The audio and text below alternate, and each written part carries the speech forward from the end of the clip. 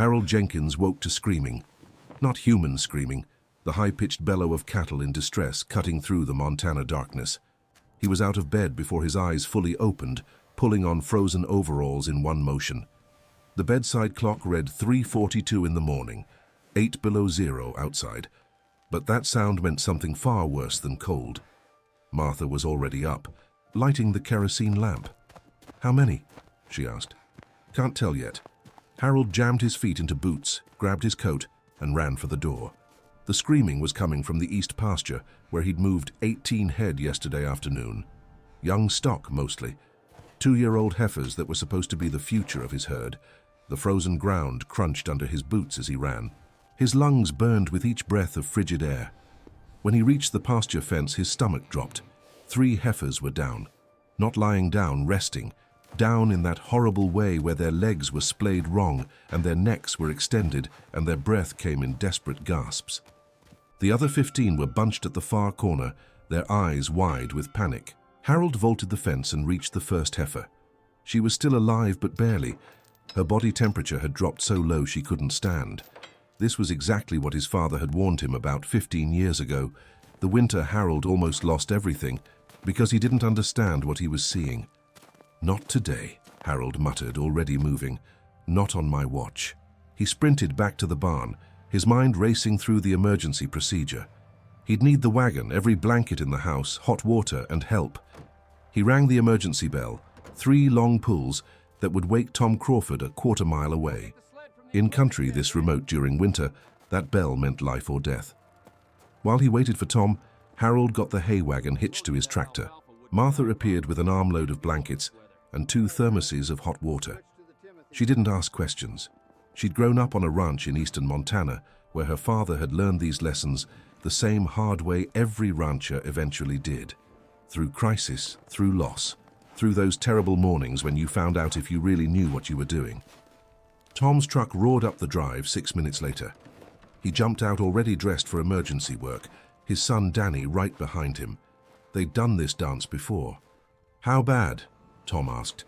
3 down, 15 stressed. I moved them yesterday and didn't feed." Tom's expression didn't change, but Harold saw the flicker of understanding. They both knew what had happened. More importantly, they both knew what had to happen next if these animals were going to survive. "Danny, get the sled," Tom ordered. His 19-year-old son took off running. "Harold, you got hay ready?" "In the barn. Good quality, high protein." "Wrong hay," Tom said flatly. "You need the coarse stuff. The grass hay from last year, where is it?" "South corner of the loft, but that's poor quality." "That's survival hay," Tom interrupted. "Trust me on this, Danny. North barn, south loft, bring down 4 bales of the grass hay." Harold wanted to argue, but he'd learned years ago that when Tom Crawford used that tone, you listened. Tom had been ranching in Montana since 1921. His father before him had ranched in Wyoming territory before it was even a state. The Crawford family had forgotten more about cold weather cattle management than most agricultural colleges had ever learned. They got the first heifer onto the sled, using a combination of careful pulling and desperate strength. She probably weighed 700 pounds, and moving her without causing more damage was brutal work. They wrapped her in blankets, and Harold poured some of the hot water into a bucket, mixing it with molasses from the barn. The warm, sweet liquid might give her enough energy to make it. While Tom and Danny worked on getting the second heifer, Harold ran to feed the 15 head that were still standing. But instead of the premium alfalfa mix he'd been planning to use, he grabbed the coarse grass hay Tom had specified. As he hauled it to the feeding area, his mind flashed back to a conversation from 5 years ago. It had been another brutal February morning. Harold had just lost 2 head overnight, and he was standing in Tom's kitchen, exhausted and defeated, asking the older man what he was doing wrong. Tom had pulled out his father's journals, leather-bound books that went back to 1893. "Look here," he'd said, pointing to an entry from February 1922. "My dad tracked everything. Feed type, timing, temperature, survival rates. Took him 30 years to figure out the pattern. The pattern was this. Cattle generated heat by digesting hay. Not from eating it, from the actual process of breaking it down in their rumens. The fermentation process created warmth that spread through their bodies like a slow-burning furnace. But the timing of that heat production was everything. You feed good hay, they digest it fast, Tom had explained. 3, maybe 4 hours and they're done. Heat comes quick and goes quick. But coarse hay, the low-quality stuff with lots of stem and fiber, that burns slow. Takes 6 to 8 hours to really work through their system. And the heat production is stronger because the microbes have to work harder to break it down. Harold had been skeptical. Everything he'd read from the Agricultural Extension Service said to feed the highest quality hay possible. Premium nutrition for premium results. That's summer thinking, Tom had said. In summer, you feed for growth. In winter, especially nights like this, you feed for heat. Quality doesn't matter if the cow freezes before morning. Now, 5 years later, Harold broke open the coarse grass hay, and the 15 standing heifers dove into it. Within minutes, they were eating steadily. Their panic was already subsiding because some ancient instinct told them food meant survival. But the real question was timing. It was nearly 4:30 in the morning. If these heifers digested this hay over the next 6 hours, they'd hit peak internal heat production around 10:30, right when the sun would be warming things up anyway. That heat would be partially wasted. Harold ran back to help with the third downed heifer. They got her onto the sled and into the barn where it was slightly warmer. Tom was already working on the first one, rubbing her legs to restore circulation, getting warm water with molasses into her. She's responding, Tom said. Body temp is coming up, she might make it. Why'd this happen? Harold asked, though he already knew the answer. You moved them yesterday afternoon. Yeah, around 4. And they'd been fed when? 10 in the morning, standard schedule. Tom looked at him with that patient expression that made Harold feel like a schoolboy who'd forgotten his lessons. So they digested their food during the warmest part of the day. Then you moved them, which stressed them. Then they went into the coldest night of the year with empty stomachs and no internal heat production. Harold, what did you think was going to happen? The truth hit hard because Harold had known better. He'd just gotten lazy. Or maybe he'd started believing the agricultural bulletins that said once daily feeding at mid-morning was perfectly adequate. The experts had studies. They had data. They had recommendations printed in official documents. What they didn't have was 3 downed heifers fighting for their lives in a Montana barn at 4:30 in the morning. My grandfather had a saying, Tom continued, working steadily on the heifer. He said, a cow's stomach is her furnace. You don't let the furnace go cold during the coldest part of the night. Martha appeared with more hot water and a pot of warm mash she'd made from ground corn and oats. They got some of it into the first heifer. Her eyes were more alert now. She was shivering, which was actually a good sign. It meant her body was trying to generate heat again. Danny came back from feeding the standing heifers. They're all eating good, he reported. How are these 3? First one's going to make it, Tom said. Second one's 50-50. Third one, he shook his head. We might lose her. The third heifer was in bad shape. Her breathing was shallow, and her body temperature had dropped so low that even with blankets and external heat, she wasn't responding. Harold knelt beside her, his hand on her neck, feeling the weak pulse. This heifer represented $800 of investment and 2 years of care. But more than that, she represented Harold's failure to follow the one lesson that every successful rancher in this region had learned. In deep winter, timing wasn't just important, it was everything. He thought about Sam Mitchell next door. Sam had lost 2 head last week. He'd lose more before spring. Sam fed his cattle once daily at 10 in the morning because that's what the extension agent from Iowa recommended. The agent had given a talk at the Grange Hall back in October, full of charts and efficiency studies and modern management techniques. The agent had never spent February in Montana. He'd never seen what happened when theory met reality at 20 below zero. By 5:30, 2 of the 3 heifers were on their feet. Shaky, traumatized, but alive. The third one had died at 5:15 despite everything they'd tried. Harold and Tom had worked themselves to exhaustion trying to save her, but sometimes the cold won no matter what you did. They buried her in the equipment yard where the ground was slightly softer. The sun was just coming up, turning the frozen landscape pink and gold. Beautiful and deadly. You going to change your schedule? Tom asked as they walked back to the barn. Yeah, Harold said. Should have done it months ago. Most ranchers have to learn this the hard way, Tom said. I did, my dad did. Hell, my grandfather probably did too, though he never wrote about his failures, only his solutions. They went into Tom's kitchen where his wife Betty had coffee and breakfast ready. This was another ranch tradition. After a crisis, you fed the men who'd helped. Hot food, strong coffee, and the kind of conversation that only happened between people who truly understood the stakes. The problem isn't the cold, Tom said, warming his hands on his coffee cup. Cattle can handle cold if they're managed right. The problem is modern agriculture trying to standardize everything. They want one feeding schedule that works in Iowa and Montana and Texas. But that's not how animals work. That's not how weather works. Danny, who was studying agricultural science at the state college, spoke up. My professors say the old ways are inefficient. They've got studies showing once daily feeding saves labor and doesn't impact cattle health. Where'd they do those studies? Tom asked. I think Iowa, and one in Nebraska. And what were the winter temperatures during those studies? Danny hesitated. I don't know, they didn't mention that. Of course they didn't, Tom said, because those studies were done in mild winters or in barns with supplemental heat. They don't account for real conditions. They don't account for sustained cold. They measure short-term survival, but they don't track long-term health. A cow that survives the winter but doesn't breed in spring, or whose calf is weak or who develops pneumonia in March, is that a successful outcome? Harold had seen exactly that pattern. The winter he'd followed the extension agent's advice, his cattle had survived, but their spring performance had been terrible. Lower conception rates, weaker calves, more disease. He'd blamed it on a hard winter. Now he knew better. So what's the right way?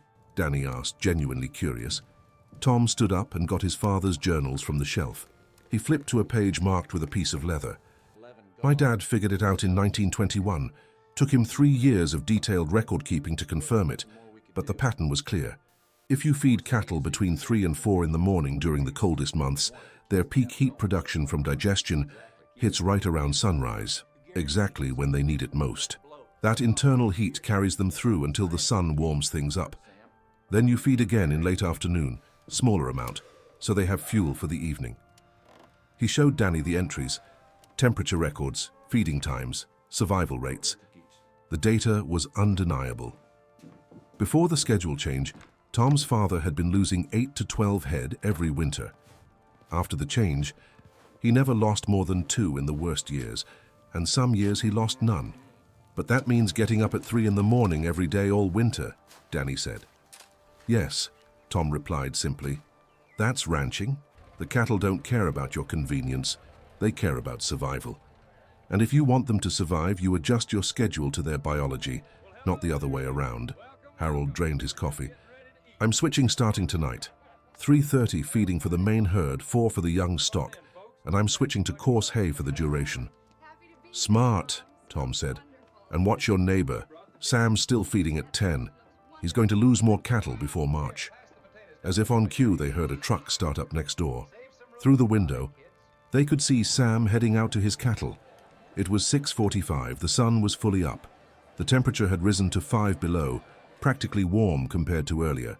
Sam would feed now. His cattle would digest through the warmest part of the day, and tonight, when the temperature dropped again, they'd be running on empty. Should we talk to him? Danny asked. He won't listen, Harold said. I've tried. He thinks we're old-fashioned. He trusts the experts. He'll learn, Tom said quietly. Everyone does eventually. Question is how much it'll cost him. Over the next 3 weeks, Harold stuck to his new schedule religiously. Up at 3:30 every morning, even when the temperature hit 32 below, feed the cattle, watch them eat. Make sure they had water access during the warmest part of the day. Small second feeding in late afternoon. The work was brutal, but the results were immediate. His cattle stopped looking stressed. Their coats stayed healthier. They maintained their weight better. And most importantly, he didn't lose another animal. Sam Mitchell lost 6 more head during those 3 weeks. Harold would see the evidence each morning. Another shape that didn't move in Sam's pasture. Sam kept following the extension agent's recommendations. He kept feeding at 10. He kept using his premium alfalfa mix because that's what the bulletin said was best. Finally, in mid-March, Sam showed up at Harold's door. He looked exhausted and defeated. I've lost 11 head this winter. he said without preamble. "You've lost one. What am I doing wrong?"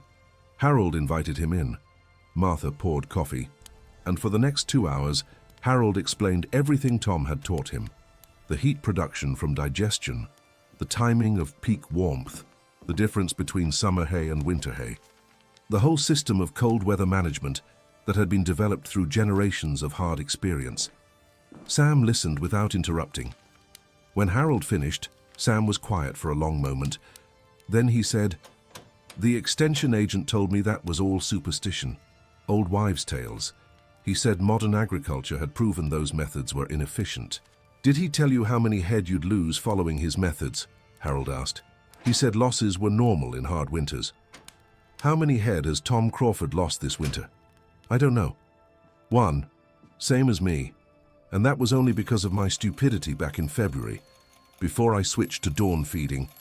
Sam looked out the window at his remaining cattle. "I can't afford to lose more. I'm barely breaking even as it is." "Then change," Harold said simply. "Start tomorrow. Feed at 3:30 in the morning. Use your coarsest hay, not your best. Make sure they drink during the warmest part of the day, not morning or evening, and watch what happens." Sam did change. He started dawn feeding the next day. By early April, when winter finally broke, he hadn't lost another animal. His remaining cattle were in better condition than they'd been all season. When breeding season started, his conception rates were higher than expected given the rough winter. The following fall, Sam stopped by Harold's place again. "I kept records," he said, pulling out a notebook. "After I switched to your methods, everything improved. Not just survival, calving rates, weaning weights, disease resistance, everything." "It's not my methods," Harold said. "It's old methods. Tom's father's methods. Probably his grandfather's before that. Goes back as far as anyone's been ranching in this climate." "Why don't the colleges teach this?" Harold shrugged. "Because it's not standardized, can't put it in a bulletin that works everywhere, can't measure it easily in a short study, and it requires getting up at 3 in the morning every day for 4 months, which doesn't sound efficient on paper. But it works." "Yeah," Harold agreed. "It works. That's all that matters." That spring, Tom Crawford threw a small gathering at his place, just the nearby ranchers, maybe a dozen families. It was a tradition he'd maintained for years, a way to share information and maintain the community knowledge that kept everyone alive in this harsh climate. After dinner, Tom stood up and tapped his glass. "Want to share something from my dad's journals. This is from March 1922, right after he'd successfully implemented dawn feeding for the first time. He wrote, 'Lost only 2 head this winter. Best year we've ever had.' The key isn't working harder. It's working with the animals instead of against them. Modern doesn't always mean better. Sometimes the old ways are old because they're the ways that work." The room was quiet. Everyone there had lost animals. Everyone had struggled with the same questions about tradition versus modern methods. Everyone had faced the choice between convenience and effectiveness. "We're not against progress," and Tom continued, "but progress means improving outcomes, not just changing methods. If the new way gets worse results than the old way, it's not actually progress. It's just new." Harold looked around the room. These were the people who understood, not because they'd read about it or studied it, but because they'd lived it. They'd gotten up at 3 in the morning in temperatures cold enough to kill. They'd felt the satisfaction of seeing healthy cattle in spring because they'd done the work when it mattered. They'd learned that survival required humility, the humility to accept that generations of accumulated knowledge might actually be worth something. As Harold drove home that night, Martha beside him and the stars brilliant in the cold, clear sky, he thought about the agricultural bulletin sitting on his desk, the one that recommended once daily feeding at mid-morning for maximum efficiency. He'd throw it in the fire tomorrow. Because he'd learned the most important lesson any rancher could learn. The cattle don't read bulletins. They don't care about efficiency studies. They care about survival. And survival in Montana winter meant getting up before dawn, feeding in the cold and dark, and trusting the wisdom that had kept animals alive for generations. That was the shocking reason farmers fed animals before dawn in winter. Not because they were old-fashioned or inefficient, but because they understood something that couldn't be taught in a classroom. that life and death weren't theoretical concepts. They were practical realities that demanded practical solutions. And sometimes the most practical solution was the simplest one: work with nature instead of against it. Respect the biology you're managing, and never assume that modern always means better. The cattle knew it. The old-timers knew it. And slowly, one frozen morning at a time, a new generation was learning it too. Thank you so much for watching this video. If you found this piece of farm history valuable, please hit that like button and subscribe to our channel for more stories about the wisdom and practices of America's agricultural heritage. Share this with anyone interested in traditional farming knowledge. These stories deserve to be preserved and passed on. This video is inspired by real events and experiences from the farms and ranches of mid-20th century America and is not intended to represent or offend any individual. Harold Jenkins is a representative character who reflects the real experiences of hundreds of American farmers and ranchers who faced similar situations during this era. Learning through hard experience the critical importance of timing in animal care during harsh winter conditions.